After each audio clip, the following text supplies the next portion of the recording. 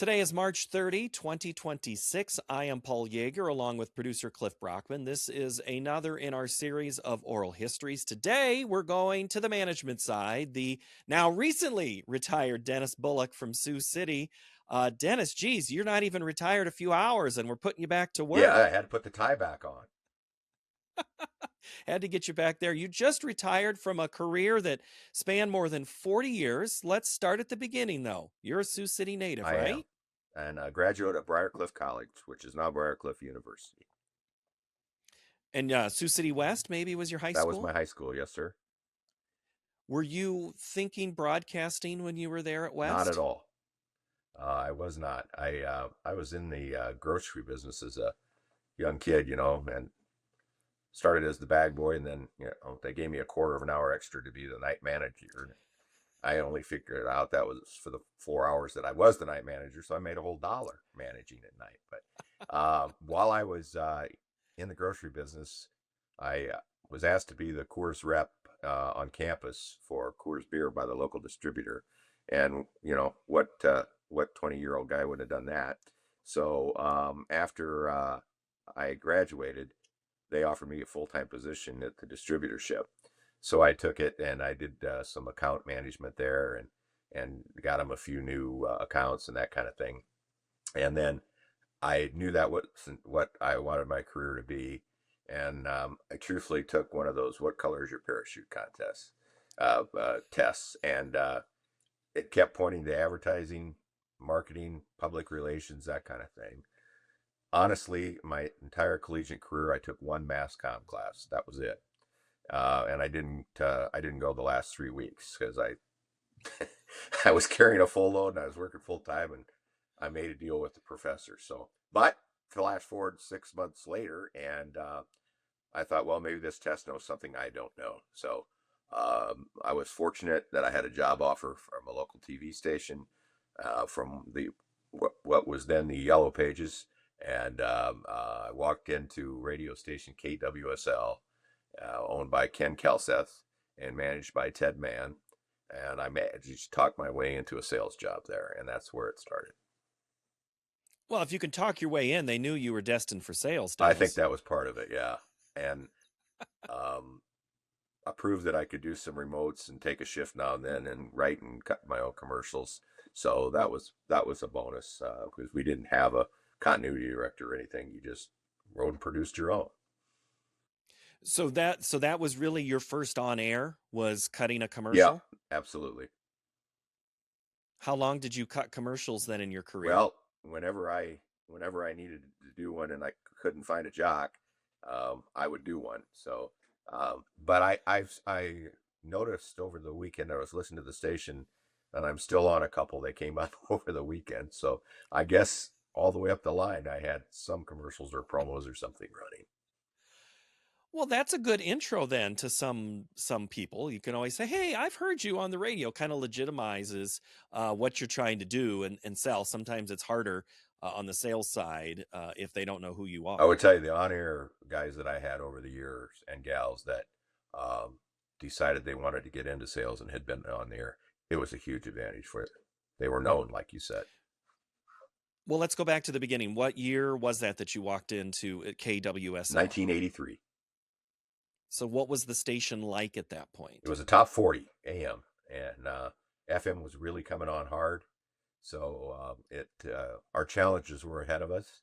The owner saw that that format on AM radio probably wasn't going to uh, stand the test of time, and he ended up selling to Ted Mann, that had been his manager, and John Daniels, a couple of local gentlemen, and they had started KGLI 99, 95, KG 95, and they put the AM with that, and they got me in a package deal, and so we launched KG 95, and it really took off. What was the radio landscape like? Local ownership, corporate ownership at this time in the early 80s? In the early 80s, it was local ownership. So did that make it different than what it became later when it was a little more corporate? Most definitely. When iHeart came to town and Ted Mann and his partner sold out, that definitely changed the landscape at that point. Did you feel more that this is a little too obscure, but local radio in the 80s and ownership and everybody's in it together makes me think WKRP in Cincinnati. Everybody has an interest to it. Was it that wild west of a place? Absolutely, and I worked with every one of those characters. They were named differently than they were on WKRP, but I worked with everyone along the line, no doubt about it. Well, then which one were you? Well, probably early in my career, I was more like Herb, but Oh, then I need to see your coat collection, right, Dennis. right. This would be great. So local, who are you trying to sell to at that point? There was a lot of mom and pops in Sioux City and Main Street, and we still had somewhat of a downtown. Our first mall opened in 1980, so we sold to a lot of retail. Of course, a lot of car dealers were a big part of us, and bars and nightclubs were roaring in the 80s and 90s. So that was a good, very good revenue stream. Tell me what the sales mentality was when you started. Maybe think about it later. Are they at all the same? Well, I think we had some foundations that were the same in trying to do a needs analysis and that kind of thing, but we didn't have the internet to do research and um, check out a business's what do they do, or chat GPT, this business does what. We went in and physically walked around the store sometimes without announcing ourselves and say who we were, so we could get a lay of the land. And I think we were much closer to our clients back then. And I have some friendships to this day that rose out of those times.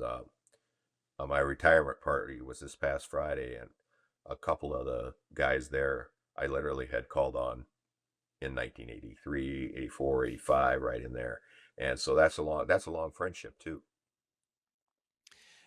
Relationships, that's the key of sales, right? Absolutely.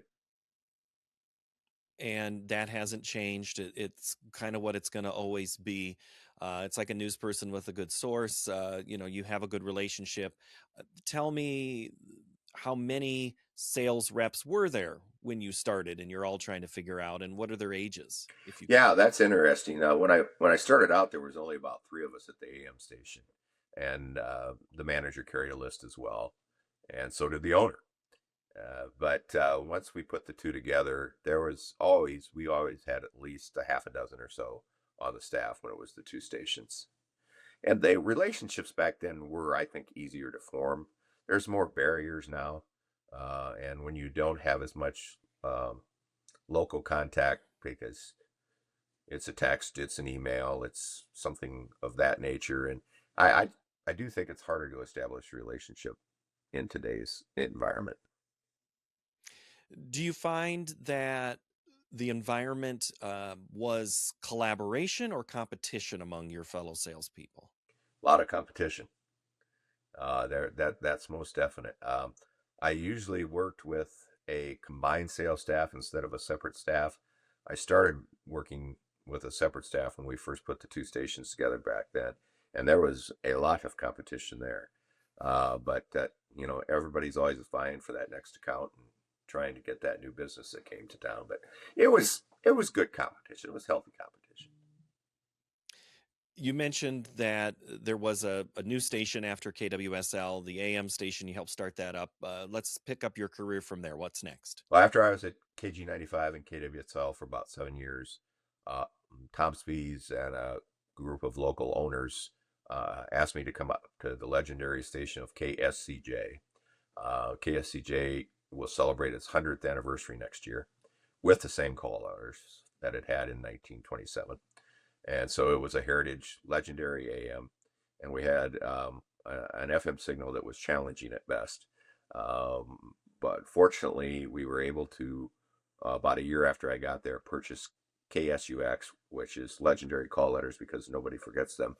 Um, and a few people, of course, say KSUX, but our the guy that put the station on the air was a pilot, so he used the airport designation, and it happens to be SUX. So we went by Mhm. KSU, and our mascot was the Super Pig. we hit country music just as it was turning the corner of the Garth Brooks era and Alan Jackson and those folks, and it took off like a rocket. So I was very fortunate in my timing to um, be there right as things were starting to gel, and we took it to it became number one in the market. It was a consistent number one. Then in 1999, um, a very good broadcaster from the state of Iowa by the name of Paul Olson, who was also on the NAB board and was very active in IBA as well.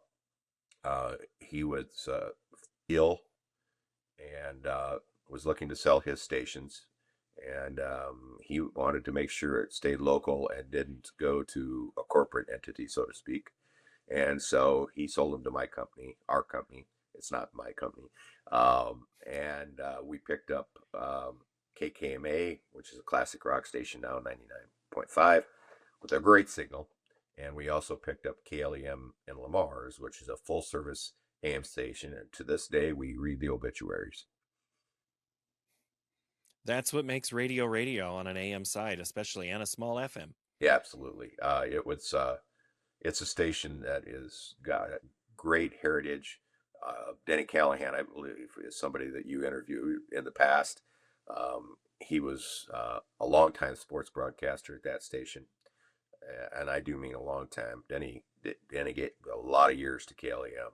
So KLEM is known for news, sports, and information, and a little music now and then.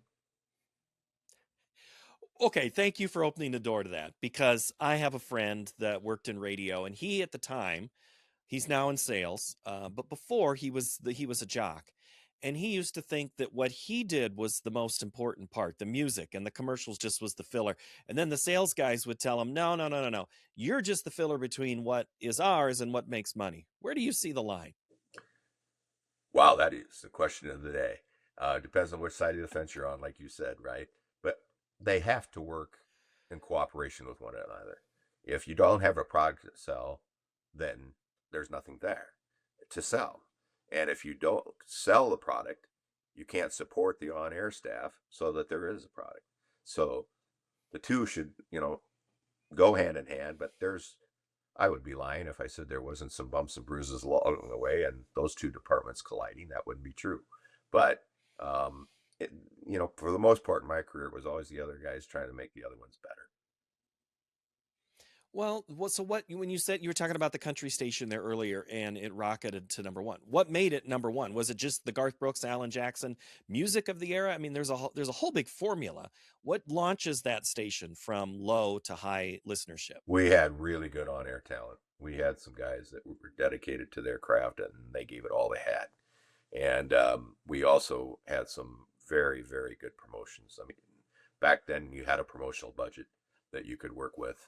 And I mean, we gave away cars. I mean, for a small market, it was a big time promotional station. We did a lot of promotions with it.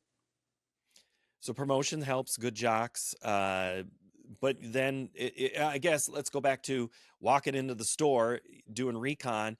You didn't have to do much recon because were people calling you wanting to be a part of it too? They were at one time, and that's rare. But we certainly had our share of that because it was a station that you wanted to be on. You're right, absolutely. And in what era? Okay, so we're still talking early 90s, mid 90s. And the company that you said that it was sold to, what company was that?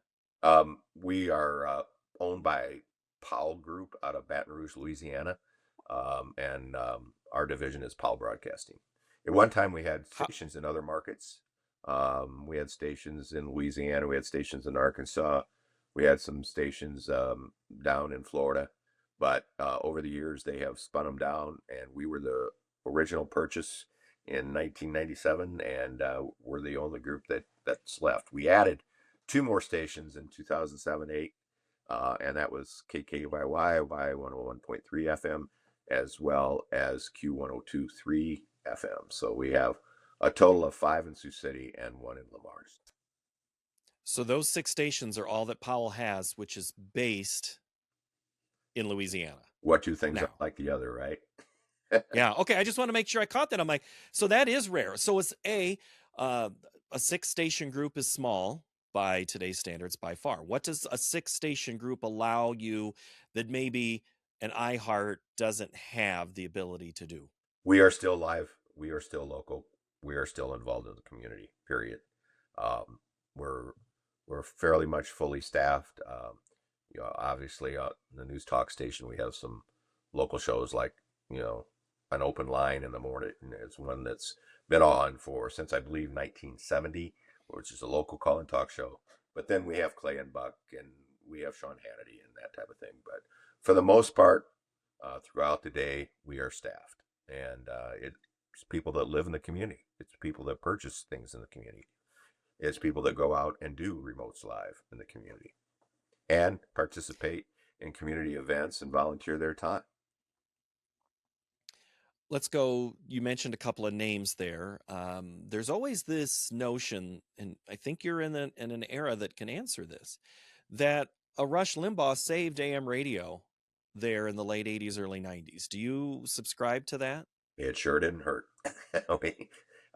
You know, he was the trailblazer. And I think one reason Rush was so successful is he had been a jock and he knew how to entertain. And he took that experience and made it with his knowledge of politics, and it was a recipe for success. We on the AM dial owe a lot to Rush Limbaugh. And the AM dial then has now changed because I can pull up your signal on my phone or my computer and it sounds like an FM signal. How does that differentiate when you're managing or selling a station now? Yeah, we have a translator, an FM translator for both of our AMs, and as you said, it's pretty clear and it sounds like an FM, and the apps work in a similar manner. I think it expanded our reach, and we were able to keep some listeners we might not have been able to keep otherwise. So the translators and the apps have been a great thing. I mean, your phone really is like in Clifton my day. The transistor radio that you took to school and hid in your lunchbox so you could listen to a baseball game. So you mentioned community events. Sports is also part of it. I know KLEM, you talked about Denny Callahan, and I know it's continued now. Where does local sports fit in with a radio station? Well, KLEM, it's a major part of our programming, and it's a revenue stream as well because the local merchants really support the local high school teams. And Daniel Versailles is our play-by-play guy now, and we hired him right out of college, and that young man had done 1,000 games when we hired him. 1,000 games is a lot for a 22-year-old guy. He's very good, and he was able to keep what Denny had going. And I joke with him that if we asked him to, I think he'd call it track meet. But he's on the road. He's doing baseball, volleyball, football, basketball, and he's appreciated in that community for providing that service. In Sioux City, we do high school football on KSCJ as well as basketball, and our local announcer there is Justin Marker. He joined our team when he was 16 years old, and I believe he's 45 now, if I'm not mistaken. So he's very well known in the community as well. Is local sports easy to sell? Yeah, we still in the state of Iowa. I'm going to just state broadly. I don't know about a bigger market like Des Moines or something, but in our size market and below, it's a support thing still. The community supports the local broadcast of the game. And has the radio station had to also add in not just the audio and putting that online, but are you putting video online with some of those? At KLEM, we are. Yeah, we have a videographer that goes with Daniel to the games, and we put the video up on YouTube. Does that mean then you ended your career with television too? No, I have a face made for radio, as you can see. So we'll stick with that. Dennis, okay, so let's go back again to your career here a little bit. As the stations get bigger and you get towards the end, what was your role in all of this? Still sales, general sales manager, GM? Where'd the career take you? I've been the general manager since 2002, and I was the director of sales before that. So a little bit of everything. I We have a small news department, needless to say, and so the news director and I always had an understanding that he could call me any time of day or night, and I'd go out and report for him. I was a storm chaser. I changed the furnace filters. I mean, it's it's a small market, but there's always a few things that stand out to you over time. And one of the most moving things that happened to me in my career, I happened to be in radio at the time of crash of Flight 232 in Sioux City back in 1989, and I was very proud of the way our station handled that horrific situation. I was also really proud of my community and how we stood up. Um, there's several people that have given Al Haynes, the captain, the credit that he is due, because he saved a lot of lives that day. And they've had other pilots try to simulate what he did, and they can't stick the landing any better than he did. So, but our first responders saved 184 people that day. And it was a long few days in the broadcast business, but it's one of those things that sticks out. And out of a tragedy, I will say, at least my community rose up, and I know my station rose up to cover it. Well, fill me in. What did the station do at that time, and what role did it play? I mean, obviously, information distribution is key, updates, traffic, the tragedies of things. But where did you see the role from a management standpoint? Yeah, I think it's all the things you just said. You put a public service announcement out and say we need blood, and the blood bank was only a couple of blocks from the station, and I went down to the blood bank to see how they were doing, and the line was around the block. We were a part of that, and I'm proud of that. And the college I went to opened up their dorms, so we distributed information that people could go to the dorm and stay for free, and other resources and outlets that these people had family coming in. Of course, many of them were in the hospital. Many of them were seriously injured and had long stays. And so we just kept distributing information from the resources that were there, and it went on for a long time. But it was a mark in time, or I can say that the community and everybody involved came together, and I'm proud of that. Were there other events like that? Of course, there's nothing like a plane crash, but other events that not planned for that you think radio, your stations in particular, helped or played a major role in? Yeah, the usual stuff that happens in the Midwest, tornadoes and severe thunderstorms and floods and that kind of thing. If there was a need for this or a need for that, we have been really, really involved in the community all the way up the line, up from when I was young. And that's the kind of stations I wanted to work for. I wanted people to know that if there was a cause, Powell Broadcasting was going to be behind it. And I think we've done a good job of that. Well, those are the non-planned things. What are the planned things that I always hear stations do that maybe that you helped orchestrate? I suppose concerts, things like that we would have sponsored. We One of our recent developments, well, recent, it's 10 years now, but one of my young sales guys came to me with an idea of a beer and wine tasting festival. And after I told him he's crazy, he sat down and I said, "You got to do some due diligence on this, man. I got to see this on paper." And he worked it out, and it's called Steins and Vines, and we fill the Sioux City Convention Center every year for an afternoon of beer and wine tasting. Now that was something that takes a lot of planning and a lot of execution from your staff, all hands on deck, that kind of thing. We put on our own outdoor show, so boat, sports, travel, what have you. We're the sponsors of that. We're also the worker bees behind the scenes on that, and that takes a lot of work as well.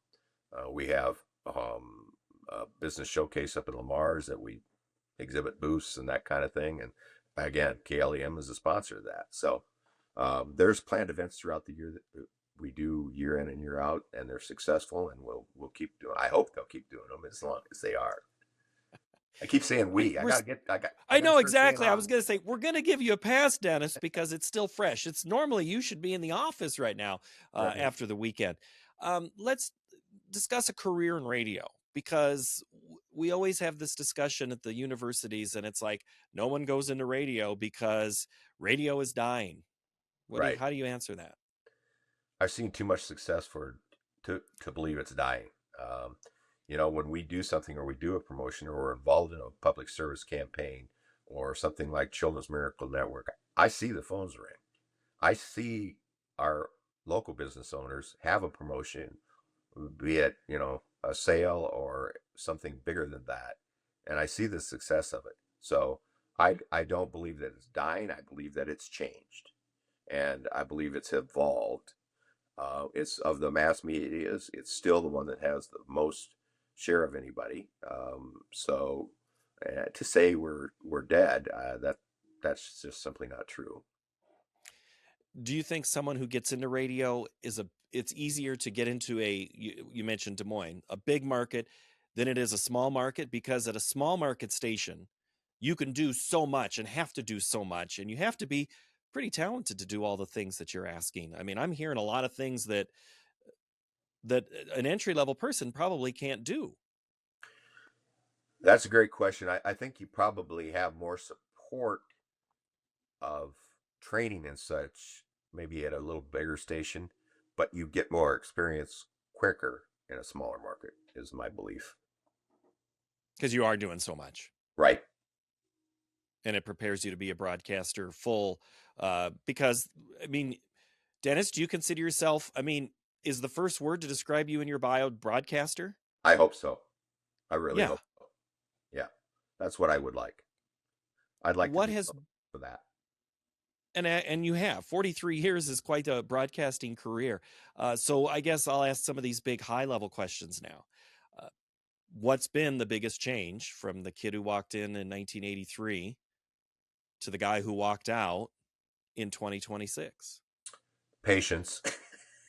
I've acquired a lot more patience along. I didn't used to have as much tolerance for some of the crazy things that happen in this business, but that's one thing. But I think probably the biggest change was that Consolidation Act, and it changed the landscape of our business forever.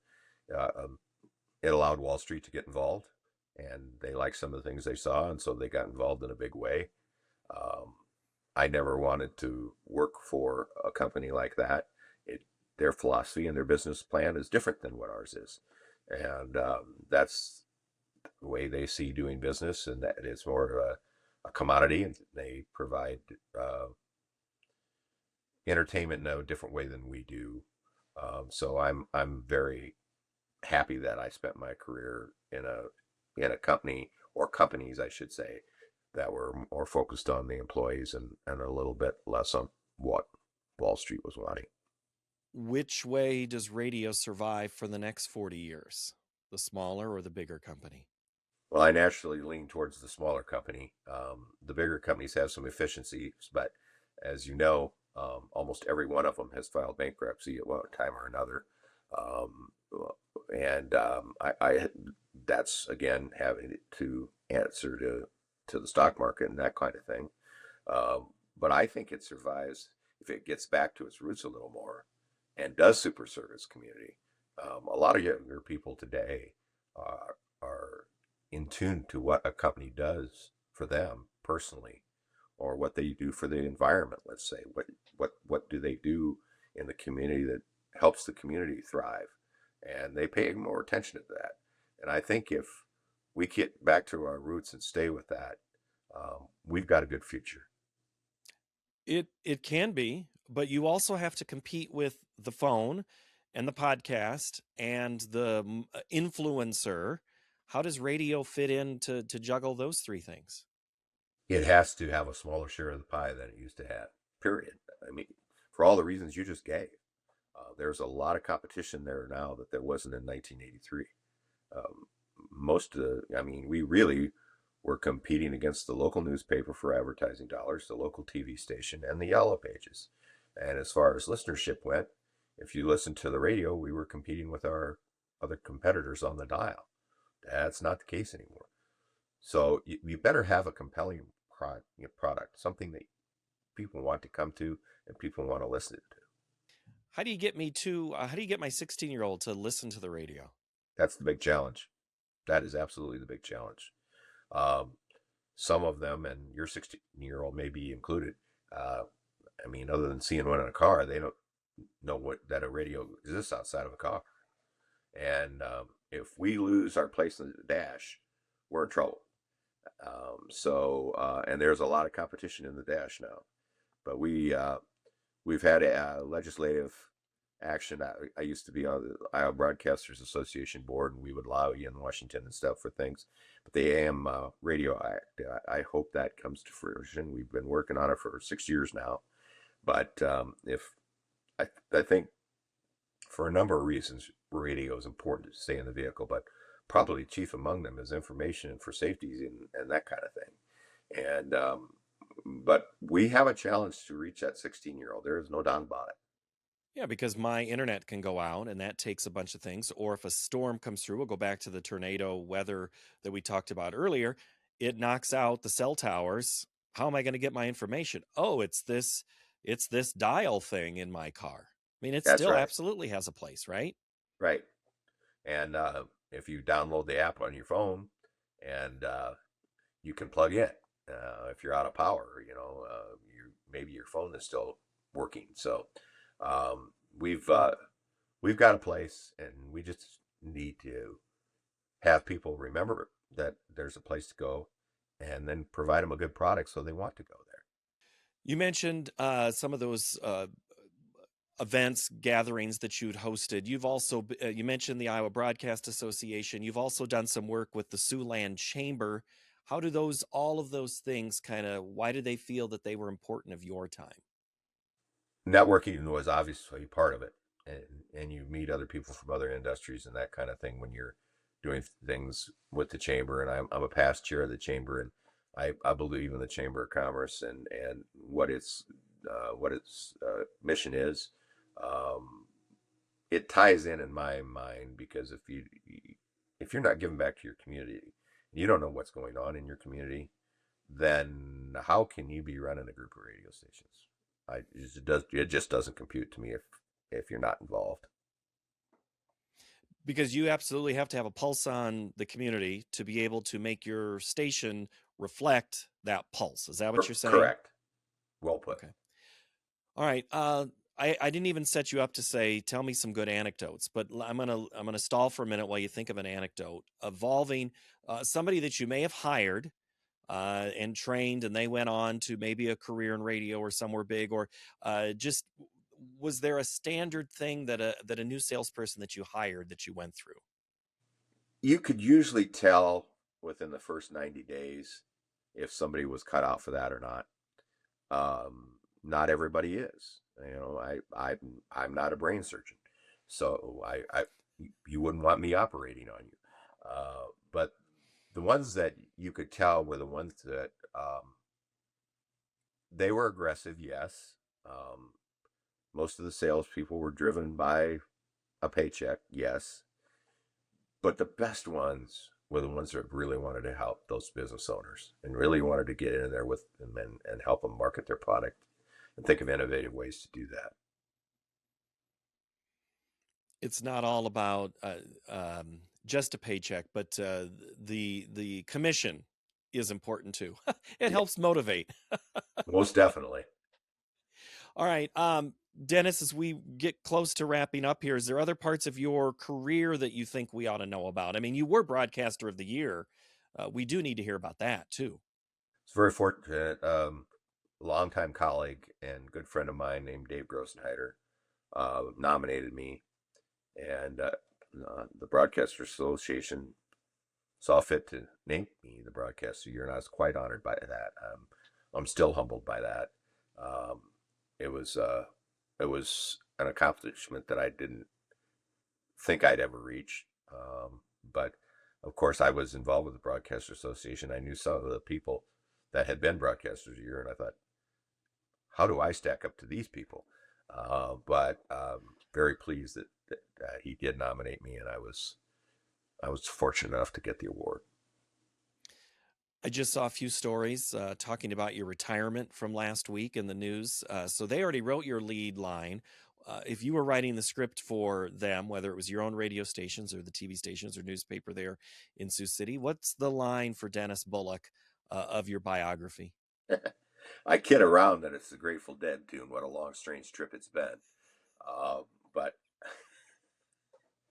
I hope it's that he was maybe not the easiest guy always to work for, but that he was fair, and that he made a difference in the community through the radio stations that he was charged with managing, and that we were there in the time of need, time of crisis. And the thing I always thought about our industry that I'm going to miss the most is when you got up in the morning, you had a chance to make a difference. You might be making a difference if somebody's having a bad day, and one of the on-air folks tells a story that made them laugh, or they played a song that made them get a little bit of joy in the day. Or we had a business owner that had a promotion and we executed it well and it was successful and it made a difference in his bottom line. But most importantly, that there was a community event we were there for and it was successful. There's the three things that got you up in the morning. And that's the three things that I'm really going to miss. Because what greater conversation is there? Hey, did you hear on the radio this morning? Exactly. You're doing your How job. many conversations? Yeah. Hold on. Before we wrap up, you just said something that were you difficult to work with? Is that what you're trying to tell me, Dennis? I never asked anybody to do anything that I wouldn't have done myself. How about that? I love it. No, but you have to a little bit. I mean, there are things that standards. You wanted the best for your stations. You wanted the best for your clients. You wanted, of course, that's you're going to have, right? We didn't want to be satisfied with just sitting on our laurels. We should be making a difference all the time, and have the energy to go out there and do that. And I have been very, very, very fortunate that I've had a really good staff for a long time, and a number of people that are really talented and are really dedicated to the broadcast industry. And without that, I wouldn't be sitting here talking to you right now. Dennis, there's a story involving you and a boat out to the transmitter. Tell me that one. That one is true. I tried to stay involved with the engineering department and help my chief engineer when I could. I know just enough to be dangerous, and I mean that because it is a dangerous place. So I've gone to transmitter sites in front end loaders, on snowmobiles, in four-wheel drives with blades on them to get there, because most transmitter sites are located out in the country, and some are located on low maintenance roads, while ours are located for the most part on no maintenance roads. So it was always a challenge. But I never thought I would go to a transmitter site in Iowa in a boat. You see that happen maybe, where hurricanes come in to play and that kind of thing. But as you know, I always had some historic flooding of late. And as little as 2 years ago, we were surrounded. We had sandbagged. We were fortunate that the transmitter building itself had been built up somewhat so that it was several feet in the air, but it wasn't enough. And one of those 500-year floods came through, and we couldn't walk there. It was over our heads. And so we went to a client. We got a little flat bottom boat with a small motor on it, and through the cornfield we went in the boat, and we docked it at the building and got into the building, and there was a lot of water, of course, but it wasn't up so high that we couldn't save some of the equipment. We obviously had to cut power for a while, but we were able to get her back on the air pretty quick. And I'll never forget going to the transmitter site in the boat. That's for sure. Did you then fortify the transmitter site after the water subsided? We made a few changes. We raised a lot of the stuff in the rack up higher. We decided if you had to just get on a step ladder and get up there to tune something, it was better than it being underwater. So Well, Dennis Bullock, I greatly appreciate your insight to your career and how you have helped shape things. I know that you're going to be missed in the market. That's for certain. Well, thank you. I appreciate that. And I appreciate the interview. Thank you very much. Dennis Bullock recently retired from radio in the Sioux City area, and the Powell Group, the Powell Broadcasting Group. Dennis, thank you so very much. Thank you. For our producer, Cliff Brockman, I am Paul Yeager. This has been an oral history as recorded here on March the 30th, 2026. You can watch all of our oral histories on our YouTube channel, which is located at the Archives of Iowa Broadcasting at Wartburg College.